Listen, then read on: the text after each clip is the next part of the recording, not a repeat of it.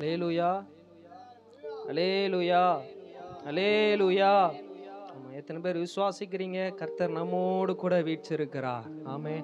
எங்கே 2-3 பேர் என் நாமத்தின் நிமித்தம் கூடி இருக்கிறீர்களோ அவர்கள் நடுவிலே நான் இருப்பேன் என்று சொன்ன தேவன். எத்தனை பேர் விசுவாசிக்கிறீங்க? நம்ம மத்தியில தேவன் உலாவி கொண்டு இருக்கிறார். ஆமே. நம் நடுவிலே அவர் வாசம் செய்து கொண்டு இருக்கிறார். ஆமா, அவர் நல்லவராகவே இருக்கிறார். எடுத்தவர்கள் வாசிக்கலாம். ஏசாயா 54 அதிகாரம், 55 அதிகாரம். ஏசாயா 55 8வது வசனம், 9வது வசனம். என் நினைவுகள் உங்கள் நினைவுகள் அல்ல, உங்கள் வழிகள் என் வழிகளும் அல்லவென்று கர்த்தர் சொல்லுகிறார். அடுத்த வசனம். பூமியை பார்க்கிலும் வானங்கள் எப்படி உயர்ந்திருக்கிறதோ அப்படியே உங்கள் வழிகளை பார்க்கிலும் என் வழிகளும், உங்கள் நினைவுகளை பார்க்கிலும் என் நினைவுகளும் உயர்ந்திருக்கிறது. ஒரு விஷயம் எல்லோரும் சேர்ந்து வாசிப்போம். என் நினைவுகள் உங்கள் நினைவுகளும் அல்ல, உங்கள் வழிகள் என் வழிகளும் அல்லவென்று கர்த்தர் சொல்லுகிறார். பூமியை பார்க்கிலும் வானங்கள் எப்படி உயர்ந்திருக்கிறதோ அப்படியே உங்கள் வழிகளை பார்க்கிலும் என் வழிகளும், உங்கள் நினைவுகளை பார்க்கிலும் என் நினைவுகளும் உயர்ந்திருக்கிறது. அல்லேலூயா. ஆமா, அழகா கர்த்தருடைய வார்த்தை சொல்லி இருக்கிறது. உங்கள் நினைவுகளை பார்க்கிலும், உங்கள் நினைவுகளை பார்க்கிலும் என் நினைவுகள் அப்படிப்பட்டவைகள் அல்ல. என் நினைவை போல உங்களுடைய நினைவுகள் அல்ல, என்னுடைய வழிகளைப் போல உங்களுடைய வழிகள் அல்ல. வசனத்தை மறுபடியுமாக வாசிங்க. ஆமென். என் நினைவுகள் உங்கள் நினைவுகளும் அல்ல, உங்கள் வழிகள் என் வழிகளும் அல்லவென்று கர்த்தர் சொல்லுகிறார். அழகா வசனம் சொல்லுது, என் வழிகள், என்னுடைய நினைவுகள் உங்களுடைய நினைவுகள் அல்ல. ஆமா, அப்போ நம்ம இதுல 2 வகையான வழிகளை நம்ம பார்க்கலாம். ஒன்று நம்மளுடைய நினைவுகள், தேவனுடைய நினைவுகள். நம்முடைய வழிகள் கர்த்தருடைய வழிகள். கர்த்தர் என்னைக்குமே அவருடைய வழிகளை நம்ம பார்க்கும் பொழுது அந்த பாதைகள் எப்படி இருக்கும்னா, கோணலானவைகளை போல தெரியும், கரடானவைகளை போல தெரியும், சில முற்கள் நிறைந்த பகுதியை போல இருக்கும், சில இடத்துல குழிகள் இருக்கும், மேடுகள் இருக்கும். ஆனால் அதற்கு மாறாக நம்ம தேர்ந்தெடுக்கிற பாதைகளை நம்ம பார்க்கும் பொழுது அது செம்மையாக இருக்கும் பார்க்கிறதற்கு. நல்லா சொல்லுங்க, அது செம்மையாக இருக்கும் பார்க்கிறதற்கு. நம்ம தேர்ந்தெடுக்கிற பாதை செம்மையாக இருக்கும். அதான் வசனம் சொல்லுது, மனுஷனுக்கு செம்மையாய் தோன்றுகிற வழி உண்டு, அதன் முடிவோ மரண வழிகள். ஆமாம், நம்ம தேர்ந்தெடுக்கிற பாதைகள், நம்முடைய நினைவுகள் எப்படி இருக்கும்னா, அது பார்க்க செம்மையாக இருக்கும், அது பார்க்க கரெக்ட் போல இருக்கும். ஆனால் அதனுடைய முடிவு எப்படிப்பட்டதுன்னா மரண வழிகள். அது மரண வழிகள், அது மரண வழிகள். ஆனால் இங்கே இதற்கு மாறாக கர்த்தருடைய நினைவுகள் எப்படிப்பட்டதுன்னா, கொஞ்சம் ஆரம்பத்தில் அவர் நம்மளை நடத்துகிற பாதைகள், கர்த்தர் நம்மளை நடத்தி கொண்டு போகிற பாதைகள் எப்படி இருக்குன்னா, ஒரு குழி இருக்கிற மாதிரி இருக்கும், மேடு இருக்கிற மாதிரி இருக்கும், பள்ளங்கள் இருக்கிறது போல இருக்கும், முற்கள் நிறைந்த பாதைகள் இருக்கும். ஆனால் அதனுடைய முடிவு சம்பூர்ணமாய் மாறும். அல்லேலூயா. அதனுடைய முடிவு சம்பூர்ணமாய் மாறும். ஆமாம், என்றைக்குமே நம்ம ஆரம்பத்தில் உள்ள ஸ்டேஜை பார்த்து, நம்ம ஆரம்பத்தில் உள்ள நடக்கிற காரியத்தை பார்த்து நம்ம எடை போட்டுறக்கூடாது. நான் போகிற பாதை கரெக்டாக தானே இருக்குது, நான் நினைக்கிற நினைவுகள் கரெக்டாக தானே இருக்குதுன்னு சொல்லிட்டு நம்ம கணக்கு போட்டுறக்கூடாது. அதனுடைய முடிவு எப்படி இருக்குங்கிறத நம்ம பார்க்கணும். ஆமாம், அதனுடைய முடிவு எப்படி இருக்குங்கிறத தான் நம்ம பார்க்கணும்.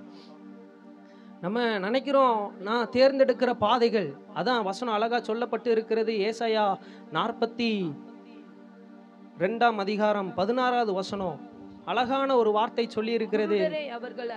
குருடரை அவர்கள் அறியாத வழியிலே நடத்தி, அவர்களுக்கு தெரியாத பாதைகளில் அவர்களை அழைத்து கொண்டு வந்து, அவர்களுக்கு முன்பாக இருளை வெளிச்சமும் கோணலை செவ்வையும் ஆக்குவேன். இந்த காரியங்களை நான் அவர்களுக்கு செய்து அவர்களை கைவிடாது இருப்பேன். வசனம் சொல்லுது, அவர்களை நான் அறியாத வழியில நடத்துவேன், அவர்களுக்கு தெரியாத பாதையில் அவளை அழைத்து கொண்டு வந்து அவர்களுக்கு முன்பாக இருளை வெளிச்சமாம். அப்போ என்ன அர்த்தம்? அங்க ஆண்டவர் தான் நடத்துகிறார் வழி, கர்த்தர் தான் வழி நடத்துகிறாரு. அந்த இடத்துல என்னது இருக்குது? இருள் இருக்குது, இருள் இருக்குது, கோணலான பாதைகள் இருக்குது. ஆனா அது எப்படிப்பட்டதுன்னா, அந்த இருளான பாதைகள் இருந்தாலும், கோணலான பாதைகள் இருந்தாலும் அந்த இருளை வெளிச்சமாய் ஆக்குவார், கோணலை செம்மையாய் மாற்றுவார், முடிவு பரியந்தம் நம்மளை கைவிடாத தேவனாய் அவர் இருப்பார். எத்தனை பேர் விசுவாசிக்கிறீங்க? ஆனா அதே சமயம் நம்ம தெரிந்தெடுக்கிற பாதைகள் எப்படிப்பட்டதுன்னா, அதுல ஏதாச்சும் பிரச்சனை வந்துச்சு, அதுல ஏதாச்சும் போராட்டம் வந்துச்சுன்னா அதை கர்த்தர் நமக்கு உதவி செய்ய மாட்டார். நம்ம தெரிந்தெடுக்கிற பாதைகள், நம்மளுடைய நினைவுகள் அப்படி நம்ம பார்க்கும் பொழுது அந்த பாதைகளில் கர்த்தர் நமக்கு உதவி செய்ய மாட்டார். ஆமாம், காரணம் என்னன்னா, அந்த வழிகளை நான் போகவே சொல்லலையே, அந்த வழிகளில் நான் உன்னை போகவே சொல்லலையே, நீ தான் சூஸ் பண்ண, நீ தான் அந்த பாதையில் போகணும்னு சொல்லிட்டு போனேன். இதுக்கப்புறம் என்னால் என்ன செய்ய முடியும்? நான் சொல்லுகிறேன், நம்ம தெரிந்தெடுத்த பாதைகள், நம்ம தெரிந்தெடுத்த அந்த வழிகளில் நம்ம அந்த வழிகளில் நடப்போமே ஆனால் அதனுடைய விளைவுகளை நம்ம தான் சந்திக்கணும். அந்த பிரச்சனைகளை நம்ம தான் சால்வ் பண்ணணும். ஆனால் அதே சமயம் ஆண்டவர் நம்மளை வழி நடத்தினார்னு போவீங்களேன், அந்த இடத்துல இருள் இருந்தாலும் அதை வெளிச்சமாய் மாற்றுவார். அந்த இடத்துல கோணலான பாதைகள் இருந்தாலும் அதை கர்த்தர் நேராக்குவார், அவைகளை சமமாய் மாக்குவார். எத்தனை பேர் விசுவாசிக்கிறீங்க? நம்மளுடைய நினைவுகள் அவருடைய நினைவு அல்ல, அவருடைய வழிகளும் நம்முடைய வழிகள் அல்ல. வானத்திலிருந்து பூமி எவ்வளவு உயர்ந்திருக்கிறதோ அவ்வளவாய் உயர்ந்திருக்கும். அல்லேலூயா. ஒரு நிமிடமாக கண்களை மூடி தேவனை நோக்கி 2 கரத்தை உயர்த்தி ஸ்தோத்தரிக்க தொடங்குங்க. கர்த்தர் பெரிய காரியங்களை செய்ய அவர் வல்லமை உள்ளவராக இருக்கிறார். நாம் அறியாத பாதைகளில் நம்மளை நடத்துகிற தேவன், நமக்கு தெரியாத பாதைகளிலே நம்மளை நடத்துகிற தேவனாய் இருக்கிறார். ஆமென், ஆமென், ஆமென். கொஞ்சம் கவனிங்க. நம்ம இந்த உலகத்தின் காரியத்தில் நம்ம பார்க்கும் பொழுது, உங்களுக்கு புரிகிற மாதிரி சொல்கிறேன் பாருங்க.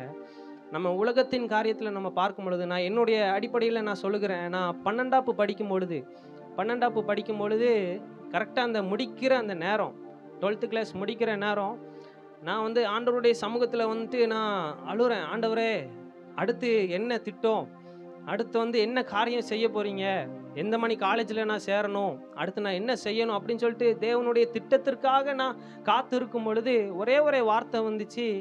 ஆமாம், நான் உனக்கு போதித்து நீ நடக்க வேண்டிய வழியை நான் உனக்கு காட்டுவேன், உண்மையில் என் கண்ணை வைத்து உனக்கு ஆலோசனை சொல்லுவேன் என்ற வார்த்தை வந்துச்சு. நானும் அதை பிடிச்சிட்டு நல்லா ஜெபம் பண்ண ஆரம்பித்தேன், போராட ஆரம்பித்தேன். ஆனால் கொஞ்சம் அந்த காலேஜ் கொஞ்சம் ஆரம்பிக்கிற அந்த கொஞ்சம் பக்கத்தில் வரும்பொழுது கொஞ்சம் எனக்கு பயத்தை கொடுத்துட்டு, நம்ம எங்கேயுமே அப்ளை பண்ணலை, எங்கேயுமே ஒன்றுமே செய்யலை, ஆனால் எப்படி காலேஜ் சேர முடியுமா முடியாதான்னு சொல்லிட்டு அந்த கேள்விக்குறியிலேயே இருந்தேன். நான் அப்புறம் ஆண்டவருடைய திட்டத்தை நான் எதிர்பார்க்காம நான் பாட்டுக்கு நானே போய் கம்ப்யூட்டர் சென்டரில் போய் நான் போய் அப்ளை பண்ணிட்டேன். எங்கே? விஓசி காலேஜுக்கு நான் போய் அப்ளை பண்ணிட்டேன்.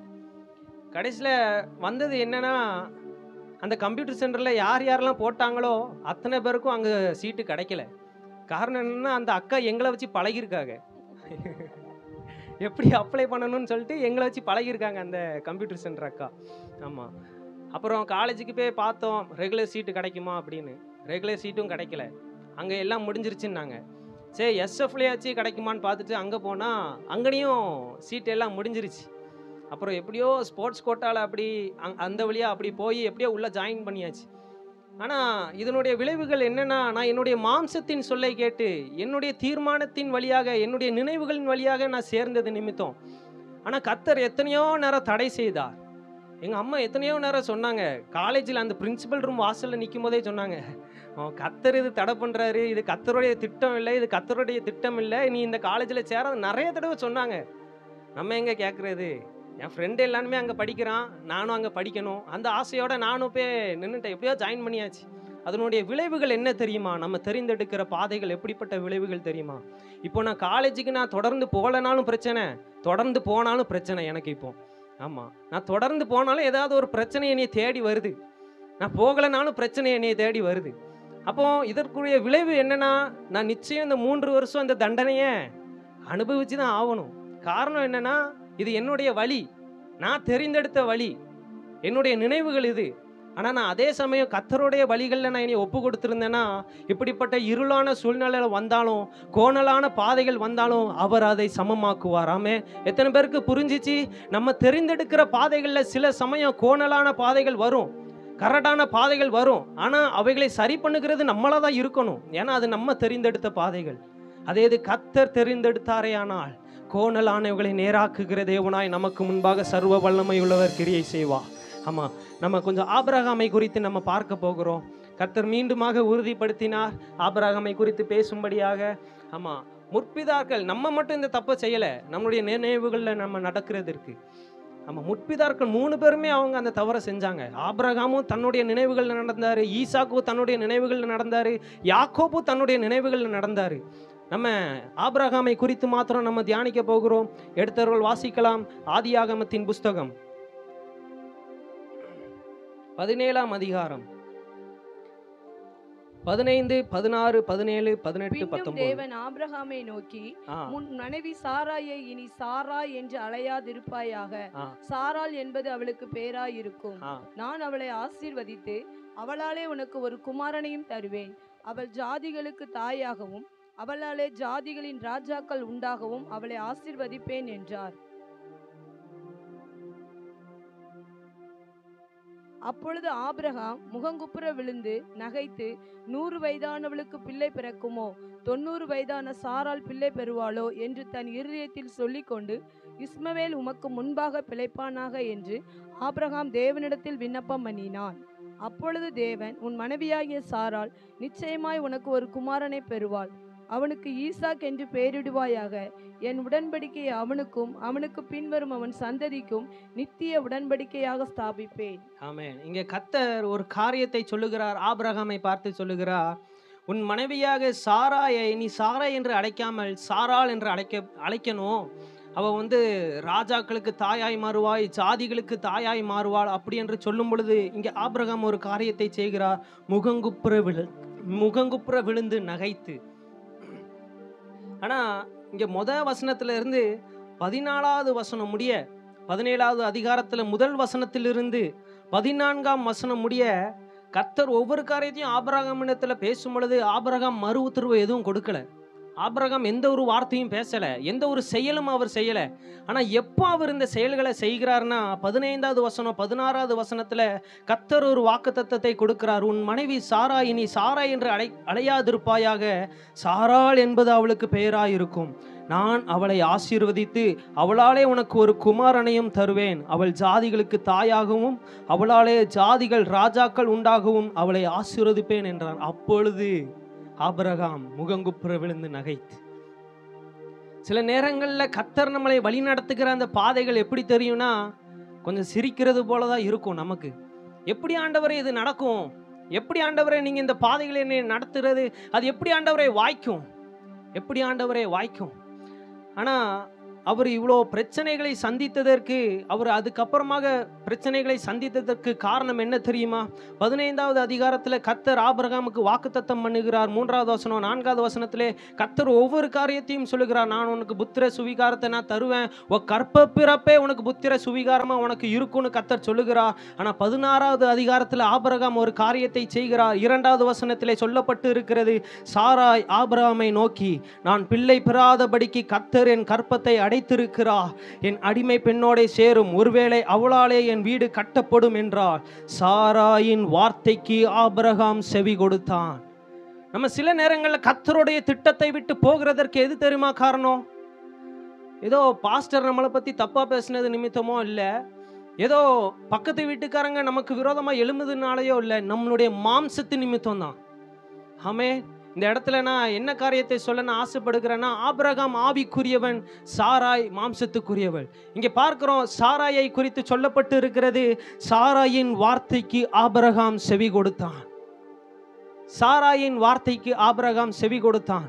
நம்ம சில நேரங்களில் கர்த்தருடைய நினைவுகளில் நடக்காம இருக்கிறதற்கு காரணம், அவருடைய வழிகளில் நடக்காதபடிக்கு காரணம், அவருடைய வாக்குத்தத்தம் நம்முடைய வாழ்க்கையில் நிறைவேறாதபடிக்கு காரணம் என்னன்னா, நம்முடைய மாம்சத்தின் சொல்லை கேட்டு நம்ம ஏதோ ஒரு செயலை செய்து கொண்டு இருக்கிறோம், ஏதோ ஒரு பாதைகளை நம்ம நடந்து கொண்டு இருக்கிறோம். ஆனால் கர்த்தர் சொல்லுகிறார், என்னுடைய நினைவு உங்கள் நினைவுகள் அல்ல, உங்களுடைய வழிகளும் என்னுடைய வழிகளும் அல்ல.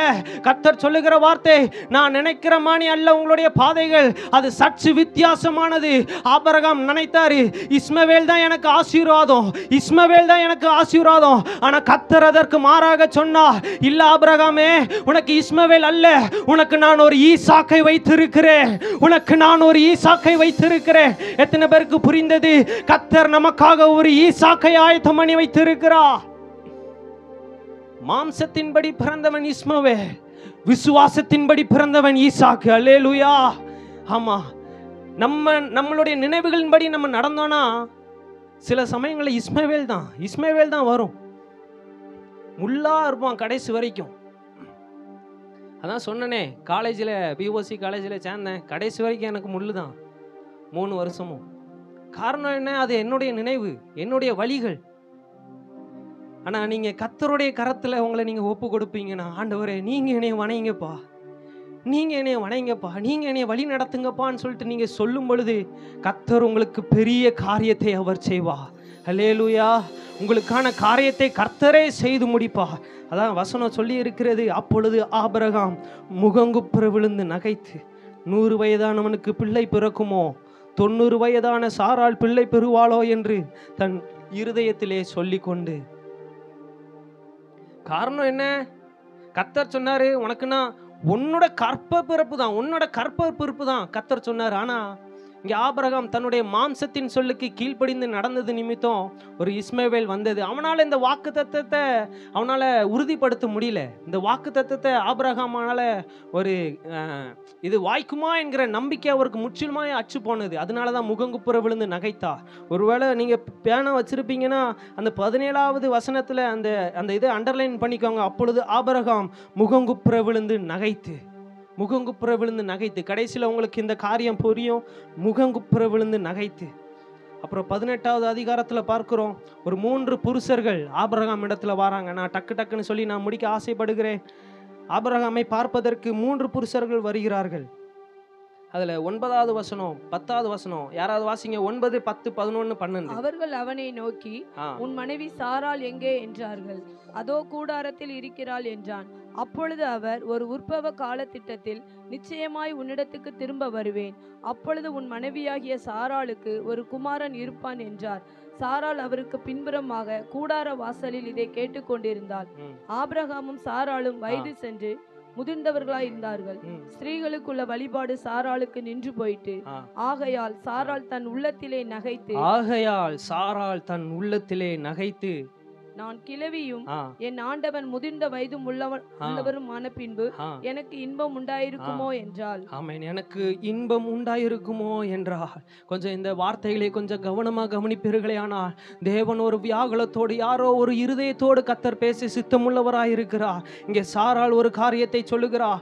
சாராள் தன் உள்ளத்திலே நகைத்து, நான் கிழவியும் என் ஆண்டவன் முதிர்ந்த வயதும் உள்ளவனுமாய் பின்பு எனக்கு இன்பம் உண்டாயிருக்குமோ என்றால். எனக்கு இன்பம் உண்டாயிருக்குமோ வென்றாள். தனக்கு இன்பம் உண்டாயிருக்குமோ வென்றாள். ஆனால் வெளியே பார்க்கிறோம், அவள் நகைத்து கொண்டிருந்தாள். அவள் நகைத்து கொண்டிருந்தாள். ஒருவேளை இந்த இடத்துல யாரோ ஒருவர் நீங்க வெளிப்புறமாய் சிரித்து கொண்டிருந்து, வெளிப்புறமாய் சிரித்து கொண்டிருந்து தன்னுடைய உள்ளத்திலே ஏதோ ஒரு காரியத்தோடு, ஐயோ இந்த வாக்குத்தத்தம் நடந்தா நல்லா இருக்குமே, என் குடும்பம் ரட்சிக்கப்பட்டா நல்லா இருக்குமே, என்னுடைய பிள்ளையினுடைய காரியத்தை, என் பிள்ளையினுடைய விளக்கை தேவன் ஏற்றினால் நல்லா இருக்குமே வென்று ஒருவேளை இருதயத்தில் நீங்கள் தோன்றுவீர்களே.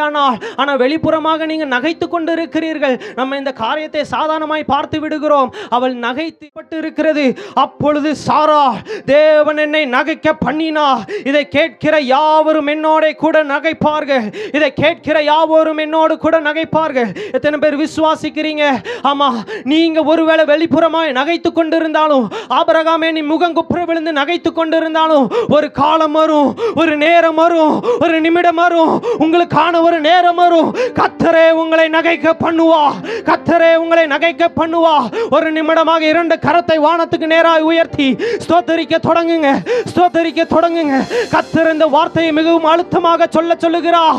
யாரோ ஒருவர் வெளிப்புறமாக சிரித்து கொண்டு உள்புறமாக இந்த வாக்குத்தத்தம் நிறைவேறினா நல்லா இருக்குமே, இது நிறைவேறினா நல்லா இருக்குமே, ஓ வெளியே சும்மா நகைத்து கொண்டிருக்கிறீர்களோ, ஓ ஆபிரகாமே முகங்குப்புற விழுந்து நகைத்து கொண்டிருக்கிறாயோ, ஒரு நாள் வரும், ஒரு நிமிடம் வரும், ஒரு நாள் வரும், ஒரு வருடம் வரும், தேவன் உன்னை நகைக்க பண்ணுவா.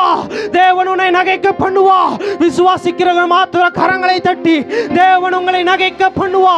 தேவன் உங்களை நகைக்க பண்ணுவா. தேவன் உங்களை நகைக்க பண்ணுவா. ஆபிரகாமே உனக்கு இஸ்மவேல் அல்ல, உனக்கு இஸ்மவேல் அல்ல, உனக்கு நான் ஈசாக்கை வைத்திருக்கிறேன், உனக்கு நான் ஈசாக்கை வைத்திருக்கிறேன். ஓ இஸ்மவேல் வழியாய் உனக்கு ரெகோபோத் அல்ல, ஈசாக்கு வழியாய் உனக்கு ரெகோபோத், ஈசாக்கு வழியாய் உனக்கு ரெகோபோத். நல்ல கரங்களை தட்டி, நல்ல கரங்களை தட்டி, ஓ ஈசாக்கு வழியாய் தான் உங்களுக்கு ரெகோபோத், ஈசாக்கு வழியாய் தான் உங்களுக்கு ரெகோபோத். ஓ அந்த ஈசாக்கு வழியாய் தான் ஒரு யாக்கோபை கர்த்தர் உருவாக்க உருவாக்குவா. ஒரு இஸ்ரவேலை கர்த்தர் உருவாக்குவா. அந்த சந்ததி தேவனுடைய சந்ததி எனப்படும். உங்கள் தலைமுறை தேவனுடைய தலைமுறை எனப்படும். உங்கள் சந்ததி கர்த்தருடைய சந்ததி. அது கர்த்தருடைய சந்ததி. கர்த்தர் மறுபடியும் சொல்லுகிற காரியம், நீங்கள் தேர்ந்தெடுக்கிற பாதையில் உங்களுக்கு ஆசீர்வாதம் அல்ல. ஓ, கர்த்தர் வைத்திருக்கிற வழியிலே, ஓ, ஈசாக்கு வழியாய் உங்களுக்கு ரகபோத்து, ஈசாக்கு வழியாய் உங்களுக்கு ரகபோத்து. சில இயேசுக்கு சித்தனா முடிய வேண்டும் என்றா, ஓ, கர்த்தர் கொடுக்கிற பாதையில் நீங்கள் நடப்பீர்களேனா, சில ஈசாக்கை கர்த்தர் திறப்பா. சில ஈசாக்கை கர்த்தர் திறப்பா. சில ஈசாக்கை கர்த்தர் திறப்பா.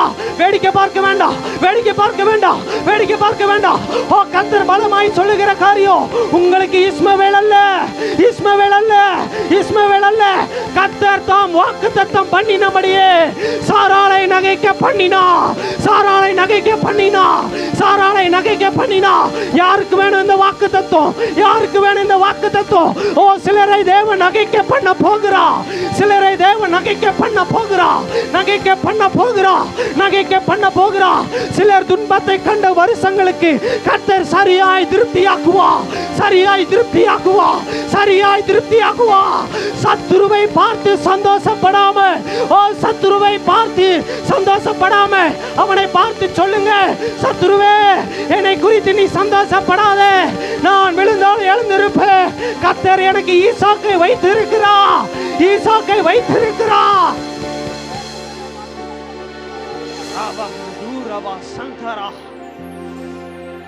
நன்றி, நன்றி, நன்றி. நீங்கள் தெரிந்தெடுக்கிற பாதையில, நீங்கள் தெரிந்தெடுக்கிற பாதையில ஒரு விசையாக உங்களுடைய மாம்சத்தின்படி நீங்கள் கிரியை செய்திருப்பீர்களே ஆனால், உங்கள் மாம்சத்தின்படி வழிகளை தெரிந்தெடுப்பீர்களே ஆனால், இல்ல இல்ல, இஸ்மவேல் தான், இஸ்மவேல் தான், இஸ்மவேல் தான். ஆனாலும் நீங்க கர்த்தருடைய கரத்துல ஒப்பு கொடுத்துட்டீங்கன்னு வைங்களேன், கர்த்தருடைய கரத்துல தேவனே என்னை நான் படைக்கிறேன் என்று சொல்லுவீர்களே ஆனா, ஆண்டவரே என் வாழ்க்கையை உங்க கரத்துல ஒப்பு கொடுக்கிறேன்ப்பா, என் வாழ்க்கையில என்ன செஞ்சாலும் நீங்க கிரியை செய்யுங்கப்பா, என்னுடைய மாம்சம் அழியட்டும், என்னுடைய மாம்சம் சந்து சந்தாக துண்டிக்கப்படட்டும் என்று யாரெல்லாம் ஒப்பு கொடுப்பீங்களோ, கர்த்தர் அவருடைய சிரசின் மீது தான் சில ஈசாக்கை திறக்க போகிறா, சில ஈசாக்கை திறக்க போகிறா. நல்ல கரங்களை தட்டி தேவனை மகிமைப்படுத்துங்க. சில ஈசாக்கை கர்த்தர் திறக்க போகிறா, சிலருக்காக ஈசாக்கை கர்த்தர் திறக்க போகிறா. இந்த யுத்தம் உங்களுடையது அல்ல, இந்த யுத்தம் உங்களுடையது அல்ல, இது கர்த்தருடையது, இது கர்த்தருடையது. தாவீதே, நீ யுத்த களத்திற்குள்ள வந்தது இது தேவனுடைய முகாந்தரம், இது தேவனுடைய முகாந்தரம், இது தேவனுடைய முகாந்தரம். கர்த்தர் உன்னை இந்த வழியில் நடத்துகிறார் என்றா, இது கர்த்தருடைய முகாந்தரம், இது தேவனுடைய முகாந்தரம், இது தேவனுடைய முகாந்தரம். நன்றி, நன்றி, நன்றி, நன்றி, நன்றி.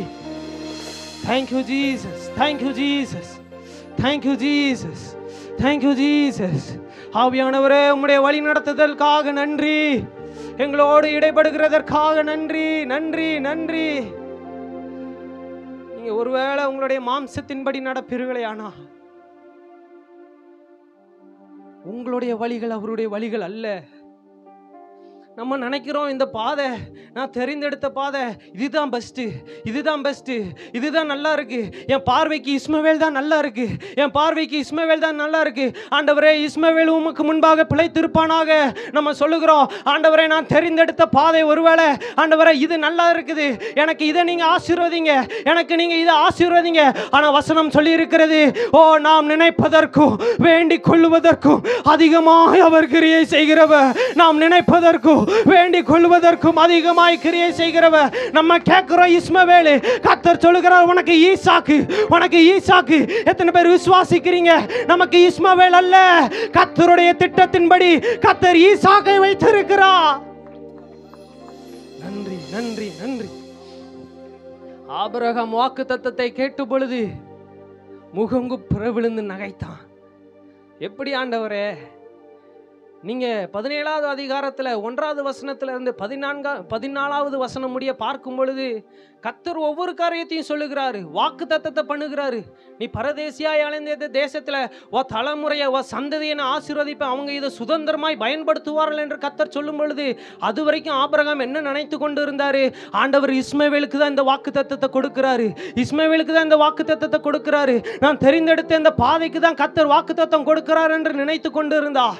ஆனா 15வது வசனம் 16வது வசனத்துல பார்க்கும் பொழுது கர்த்தர் மாறாக சொல்லுகிறார், கர்ப்ப பிறப்பு, உன்னுடைய கர்ப்ப பிறப்பு, உன்னுடைய கர்ப்ப பிறப்பாகிய சாராள் தான் உனக்கு கர்ப்ப பிறப்பாக ஒரு புத்திர சுவிகாரத்தை அவர் கட்டளையிடுவார் என்று கர்த்தர் சொல்லும் பொழுது ஆபிரகாம் முகங்குப்புற விழுந்து நகைத்தார். முகங்குப்புற விழுந்து நகைத்தார். இது எப்படி வாய்க்கும்? இது எப்படி நடக்கும்? இது எப்படி நடக்கும்? எப்படி ஆண்டவரே இது வாய்க்கும்? ஒரு விஷயம் நான் சொல்லுகிறேன், உங்க வாழ்க்கையில வாக்குத்தத்தம் நிறைவேறணும்னா, உங்க வாழ்க்கையில கர்த்தருடைய திட்டம் நிறைவேறணும், கர்த்தர் வழி நடத்துகிற அந்த பாதையில நீங்க போகணும்னா, இங்க பார்க்கிறோம் ஆபிரகாமுக்கு கர்த்தர் இந்த வார்த்தைகளை பேசும் பொழுது அவனுடைய பெயரை கர்த்தர் மாற்றினார், சாராயின் பெயரை கர்த்தர் மாற்றினார். உங்களுக்கு ஈசாக்கு வேணும்னா சில சமயம் உங்க வாழ்க்கையில மாற வேண்டிய காரியங்கள் மாறணும். உங்க வாழ்க்கையில மாற வேண்டிய காரியங்கள் மாற வேண்டியது இருக்குது. இன்னும் ஏன் ஈசாக்கு நமக்கு கட்டளையிடப்படவில்லை? ஏன் இன்னும் ஈசாக்கு நமக்கு கட்டளையிடப்படவில்லை? கர்த்தர் வாக்கு தத்தம் பண்ணார்ல, அவர் வாக்கு பண்ணினவர் உண்மை உள்ளவர் தானே, சொன்னதை செய்யும் அளவும் கைவிடாத தேவன் தானே. எதுக்கு நமக்கு வாய்க்கல? காரணம், நம்முடைய வழிகளில் நம்ம நடந்து கொண்டு இருக்கிறோம், நம்ம மாம்சம் சொல்லுகிற திட்டத்தின்படி நம்ம வாழ்ந்து கொண்டு இருக்கிறோம். சாராள் சொல்லுக்கு ஆபிரகாம் செவி கொடுத்தான். ஆபிரகாம் செவி கொடுத்தான். ஆபிரகாம் செவி கொடுத்தான். யாருக்கு இந்த வார்த்தை எனக்கு தெரியல, மறுபடியுமாக உள்ளத்துல ஏவப்படுகிறதுனால சொல்லுகிறேன்.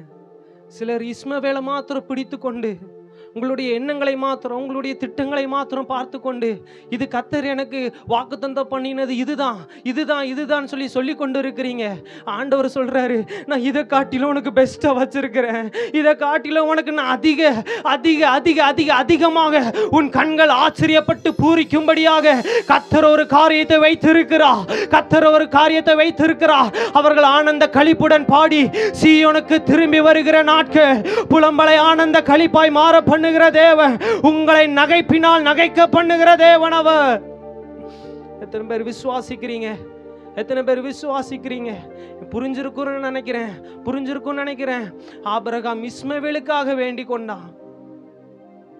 நிறைய பேர் இஸ்மவேல் ஆண்டவரே, என் வீட்டு சூழ்நிலை இதுதான் சொல்லி நம்ம நினைச்சு கொண்டு இருக்கிறோம். என் பிள்ளைகளை குறித்து இதுதான் கர்த்தருடைய திட்டம் நினைச்சு கொண்டு இருக்கிறோம். ஆனா கர்த்தர் சொல்றாரு, நான் இதை காட்டிலும் உனக்கு நான் அதிகமா வச்சிருக்கிறேன், இதை காட்டிலும் அதிகமா விலைக்கிரயமா நான் வச்சிருக்கிறேன், இதை காட்டிலும் ஒரு பெஸ்டான காரியத்தை நான் உனக்கு வச்சிருக்கிறேன். நீங்க தெரிந்தெடுக்கிற திட்டத்தின்படி உங்களுக்கு ரெகோபோத் கிடைக்காது. கர்த்தர் உங்களுக்கு வாக்கு தத்தம் பண்ணினதை நிறைவேற்றுகிற அந்த வாக்கு தத்தத்தில் தான் ஒரு ரெகோபோத் பிறக்கும். ஒரு ரெகோபோத் பிறக்கும். அந்த ஈசாக்கு வழியாதான் இஸ்ரவேல் சந்ததி உண்டாகும். ஹல்லேலூயா, ஹல்லேலூயா. எத்தனை பேருக்கு புரிந்தது? அவருடைய நினைவுகளின்படி நம்ம நடக்கணும். ஹல்லேலூயா. நம்ம ஒப்பு கொடுக்கணும், கர்த்தருடைய கரத்துல ஒப்பு கொடுக்கணும். ஆண்டவரே, என்ன நான் முற்றிலுமாக தாழ்த்தி வறுமையாக்குகிறேன்ப்பா, நீங்க தான்ப்பா எல்லாமே. என் வாழ்க்கையில எது செய்தாலும் கர்த்தருடைய திட்டம் நிறைவேறட்டும், எது நடந்தாலும் கர்த்தருடைய திட்டம் நிறைவேறட்டும். நிறைய பேர் நினைக்கிறோம், என் பிள்ளை இப்படியானா நல்லா இருக்கும். இல்ல, அப்படி சொல்லாதீங்க. ஆண்டவரே, உம்முடைய சித்தத்தின்படி நடக்கட்டும்பா, உம்முடைய சித்தத்தின்படி நடக்கட்டும்பா. நீங்க ஒப்பு கொடுத்து பாருங்க. உங்க பிள்ளைகளுடைய வாழ்க்கையில இருள் வந்தாலும், கோணலான பாதைகள் வந்தாலும் கர்த்தர் அதை நேராக்குவா. இருளான பாதையை கர்த்தர் வெளிச்சமாய் மாற்றுவா. நீங்க ஒப்பு கொடுத்து பாருங்க. அவர் கரத்துல முற்றிலுமாக சரண்டர் பண்ணிருங்க. அப்படின்னாதான் உங்களுக்கு கொடுக்கப்பட்ட வாக்கு தத்துவம் நிறைவேறும். அப்படியே நம்ம எல்லாரும் எழும்பி நின்றவர்களாக, ஆமா, என்னுடைய நினைவுகள் உங்களுடைய நினைவுகள் அல்ல, உங்களுடைய வழிகளும் என்னுடைய வழிகள் அல்ல. உங்களுடைய நினைவுகளை பார்க்கிலும் கர்த்தருடைய நினைவுகள் மிகவும் அதிகமாக இருக்கும். அதான் சொல்லப்பட்டு இருக்கிறது. முன்னினைவுகளை யோசிக்க வேண்டாம், பூர்வமானவைகளையும் சிந்திக்கவே வேண்டாம். நான் உனக்கு புதிய காரியத்தை செய்வேன், நான் உனக்கு புதிய காரியத்தை செய்வேன், நான் உனக்கு புதிய காரியத்தை செய்வேன். ஆமாம், அப்படியே நீங்களே ஆண்டவரிடத்துல நீங்கள் ஒப்பு கொடுக்க ஆரம்பிங்களேன். ஆண்டவரே, என் வாழ்க்கையில் எது நடந்தாலும் கர்த்தருடைய திட்டத்தின்படி நடக்கட்டும், உம்முடைய நினைவுகளின்படி நடக்கட்டும், உம்முடைய வழிகளில் என்னை நடத்துங்கப்பா, உம்முடைய வழிகளில் என்னை நடத்துங்கப்பா.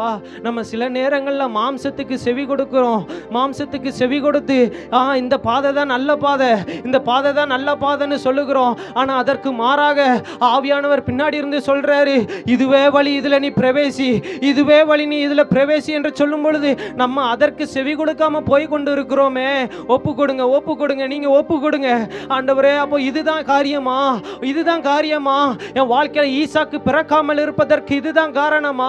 என் வாழ்க்கையில சில ஆசீர்வாதங்கள் நிறைவேறாமல் இருப்பதற்கு, வாக்குத்தத்தங்கள் நிறைவேறாமல் இருப்பதற்கு, என்னுடைய ஆவிக்குரிய வாழ்க்கை இன்னும் வளராமல் இருப்பதற்கு இதுதான் காரணமா? இதுதான் காரணமா? என்னை நான் ஒப்பு கொடுக்கிறேன்ப்பா, என்னை நான் ஒப்பு கொடுக்கிறேன்ப்பா, என்னை நான் ஒப்பு கொடுக்கிறேன் ஆண்டவரே. சொல்லுங்க, உங்க சத்தம் எழும்பட்டும், உங்க சத்தம் எழும்பட்டும், உங்க சத்தம் எழும்பட்டும், உங்க சத்தம் எழும்பட்டும். இதுக்கு மிச்சம் நீங்க என்னங்க செய்ய முடியும்? இதுக்கு மிச்சம் நீங்க என்னங்க செய்ய முடியும்? உங்க நினைவுகளின்படி நீங்க நடந்துட்டா கர்த்தருடைய சித்தத்தின்படி செய்ததா அர்த்தமா? இல்ல இல்ல, இதுவே ரட்சணிய நாள், இதுவே ரட்சணிய நாள். ஒப்பு கொடுக்க ஆரம்பிங்களேன், அவர்கிட்ட பேச ஆரம்பிங்களேன். பக்கத்தில் உள்ளவங்க பார்க்க வேண்டாம், பக்கத்தில் உள்ளவங்களால ஒரு வாக்கு தத்தத்தை கூட உங்களுக்கு நிறைவேற்ற முடியாது. உங்க பக்கத்துல நிக்கிறவங்களால உங்களுக்கு ஒரு வாக்கு தத்தத்தை கூட நிறைவேற்ற முடியாது. நீங்க அவரை பார்ப்பீர்களே ஆனால் சகலத்தையும் செய்ய வல்லவர், சகலத்தையும் செய்ய வல்லவர். கர்த்தர் ஆபிரகாமை பார்த்து சொன்ன வார்த்தை, நான் சர்வ வல்லமையுள்ள தேவன், நான் சர்வ வல்லமையுள்ள தேவன், நான் சர்வ வல்லமையுள்ள தேவன். நீ எனக்கு முன்பாக நடந்து உத்தமனாயிரு, உத்தமனாயிருந்து, உத்தமனாயிரு, உத்தமனாயிரு, உத்தமனாயிரு. என்னை கழுவி கழுவி தூய்மையாக்கும் கல்வாரி இரத்தத்தாலே நான் பாணியை போல முற்றிலும் வெண்மையாவே. என்னை கழுவி கழுவி தூய்மையாக்கும் கல்வாரி இரத்தத்தாலே நான் பாணியை போல வெண்மையாவே, முற்றிலும் வெண்மையாவே. ஏசையா, ஏசையா, ஏசையா. சொல்லுங்க, ஏசையா, ஏசையா. நீங்க தான் கூப்பிடணும், இந்த நாமத்தை நீங்க தான் கூப்பிடணும். ஏசையா, ஏசையா,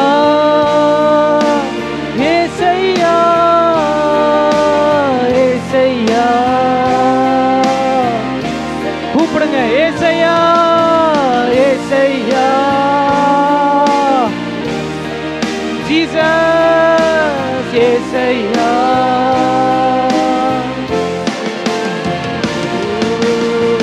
துணிகரமாய் நான் தவறு செய்தேன், துணிந்து பாவம் செய்தேன்.